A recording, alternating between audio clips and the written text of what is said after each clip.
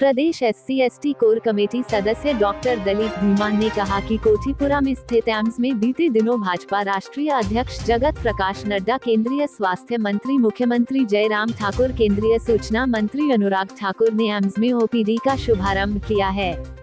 वह पूर्व प्रधानमंत्री मनमोहन सिंह सरकार की देन है। उन्होंने कहा कि पूर्व प्रधानमंत्री ने वर्ष 2010-2011 में यह घोषणा की थी कि देश के हर राज्य में प्रधानमंत्री स्वास्थ्य सुरक्षा योजना के तहत एम्स के पैटर्न के आधार पर एम्स जैसा संस्थान खोला जाएगा।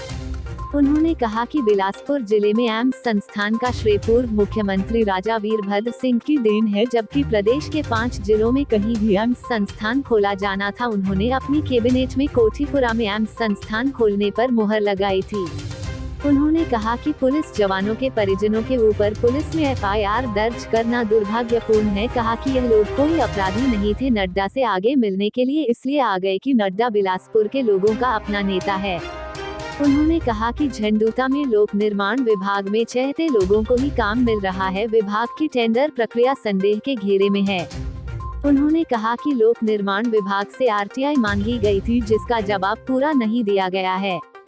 इस दौरान झंडूता ब्लॉक कांग्रेस कमेटी अध्यक्ष सतीश चंदेल, महासचिव नरेश सोहड़, उपाध्यक्ष देवी सिंह धीमान, मुख्य सलाहकार कृष्ण सिंह ठाकुर, जिला OBC उपाध्यक्ष डॉक्टर राकेश कुमार, सचिव संजय चंदेल कुमार, रमेश चंदेल, संजय चंदेल, ब्लॉक अल्पसंख्यक अध्यक्ष अली मोहम्मद मौजूद थे। अपनी आवाज़ न्यूज़ चैनल का मैं स्वागत करता हूं और आज की प्रेस वार्ता झंडूता कांग्रेस ब्लॉक कांग्रेस कमेटी की ओर से जो ये ऑर्गेनाइज की गई है, ये हमने इसलिए किया है कि जो एम्स की OPD का उद्घाटन हमारे यहाँ के नेता श्री JP नड्डा जी ने किया और उनके साथ गवर्नमेंट ऑफ इंडिया के हेल्थ मिनिस्टर थे और हमारी स्टेट के मुख्यमंत्री थे और दूसरे अन्य लोग थे। ये जो OPD का उद्घाटन और OPD शुरू करना जो है, ये एक पीस मील में किसी चीज़ को किसी लोगों को देना, ये टुकड़े टुकड़े में देना और थोड़ी थोड़ी चीज़ों को शुरू करना, ये एक अच्छी बात नहीं है और इसको फुल फ्लैश तरीके से शुरू करना चाहिए और जल्दी से जल्दी जो इंडोर की फैसिलिटी है वो पूरी मिलनी चाहिए और यहाँ से ट्रांसपोर्ट बिलासपुर टू एम्स होनी चाहिए। सेकंड जो हमारा मुद्दा है वो ये है कि जो कि FIR दर्ज की गई, जो कि परिवारजन और पारिवारिक लोग जो पुलिस कर्मियों के लोग थे वो नड्डा जी से मिलना चाहते थे, लेकिन उनको मिलने नहीं दिया गया और उनके अगेंस्ट FIR दर्ज की गई। जबकि नड्डा जी एक लोकल नेता हैं, यहीं से वो MLA रहे, यहीं से वो MP गए, राज्यसभा गए और यहाँ उनके जो लोग हैं वो उनको अच्छी तरह जानते हैं और वो लोगों को अच्छी तरह जानते हैं और इस तरह कोई सुरक्षा में कोई वो नहीं आया, लेकिन उन लोगों को मिलने नहीं दिया गया। तो इसकी हम भरदस्त निंदा करते हैं और ये पूरी तरह से इसकी जांच भी होनी चाहिए और नड्डा जी को इस तरह नहीं करना चाहिए, अपने लोगों के बीच में रहना चाहिए और लोगों से मिलना चाहिए। तीसरा मुद्दा हमारा ये है, जो कि किसान लोगों का आंदोलन था, उसको 1 साल मोदी सरकार ने लगा दिया और 1 साल के बाद जो 1 साल पहले किसान मांगते थे उन मुद्दों पे आ गए हैं, लेकिन जो MSP है वो भी अभी तक वो मान नहीं रहे और ये जो अभी भी पार्लियामेंट में है उसमें भी थोड़े बहुत पेच वो डाल रहे हैं और इसको किस तरीके से करना चाहते हैं ये कुछ ही दिनों में खुलासा हो जाएगा। लेकिन हमारे विचार में और कांग्रेस की विचारधारा के साथ जो हमारे राहुल गांधी जी बोलते हैं कि जो किसान जिनकी डेथ हुई है उनको मुआवजा दिया जाना चाहिए और ये जो आंदोलन है जो इन्होंने किया तो इनको बिल्कुल वो करना चाहिए, वापस लेने चाहिए इनके मुकदमे भी किसानों के और इनको जल्दी से जल्दी जो 3 कानून हैं इनको वापस लिया जाना चाहिए। अंत में मैं इतना ही कहूँगा कि जो ये एम्स है ये PMSSY योजना में मनमोहन जी जब प्रधानमंत्री थे तब ये बनने शुरू हुए थे। ये एम्स लाइक इंस्टीट्यूशन बने थे, एम्स नहीं है और इनमें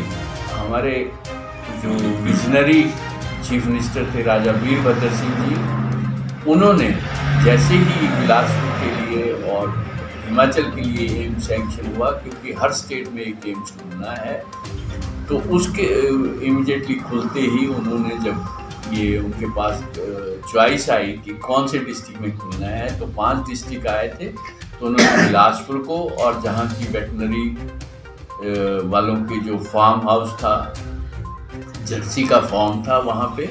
और वहाँ पे हॉर्टिकल्चर का भी था जो कि नवो विद्यालय को दिया गया था, और ये जो जर्सी वाला फार्म था कोटिपुरा में, इसकी सारी लैंड हेल्थ डिपार्टमेंट को ट्रांसफ़र कर दी गई। और इसके साथ जो और रिक्वायरमेंट लैंड की थी उसमें वो इस